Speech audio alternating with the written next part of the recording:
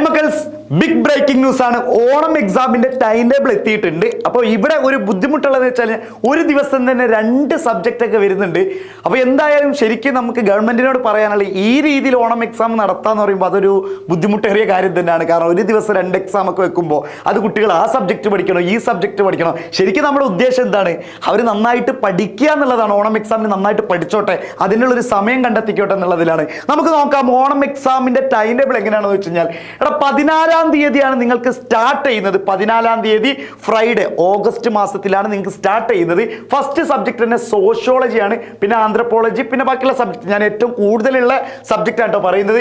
അതുപോലെ തന്നെ മൺഡേ 2 ദിവസം അവിടെ ഗ്യാപ്പ് ഉണ്ട് നിങ്ങൾക്ക്.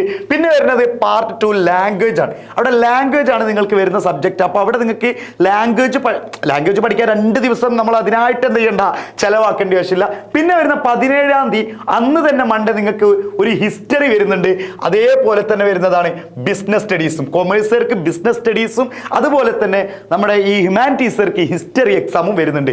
ഇനി അതുപോലെ 18-ാം തീയതി വരുന്നത് നമ്മുടെ പാർട്ട് 3 ലാംഗ്വേജ് ആണ് വരുന്നത്.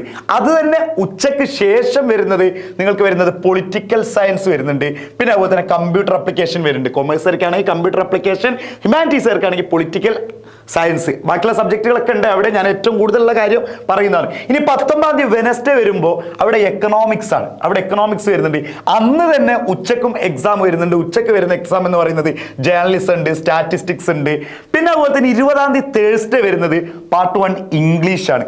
അന്ന് തന്നെ ആഫ്റ്റർനൂൺ വരുന്ന geography, social work, geology, accountancy വരുന്നുണ്ട്. അപ്പോൾ എനിക്ക് തോന്നുന്നത് 21-ാം തീയതി ആയിരിക്കും നിങ്ങളുടെ ഓണം വെക്കേഷന് വേണ്ടിയിട്ടുള്ള പരിപാടികളും കാര്യങ്ങളൊക്കെ. ഓണപരിപാടി, ഓണം സെലിബ്രേഷൻ വരുന്നത് വെള്ളിയാഴ്ച ആയിരിക്കും. അപ്പൊ ചുരുക്കി പറഞ്ഞു കഴിഞ്ഞാൽ ഇത് കുറച്ചുകൂടി നേരത്താക്കിയിട്ട് ഒരു ദിവസം ഒരു എക്സാം വെച്ചിട്ടോ, ഇനിയിപ്പോൾ ലാംഗ്വേജ് ഉള്ള ദിവസം വേണമെങ്കിൽ 2 എക്സാം ഒക്കെ വെച്ചിട്ട് വരാം. ഇതിപ്പോൾ മെയിൻ സബ്ജക്റ്റുകളൊക്കെ വരുന്ന അന്ന് 2 എക്സാം വരാമെന്ന് പറയുമ്പോൾ അത്യാവശ്യം +2 ആണ്, അത്യാവശ്യം പഠിക്കാനുണ്ട്.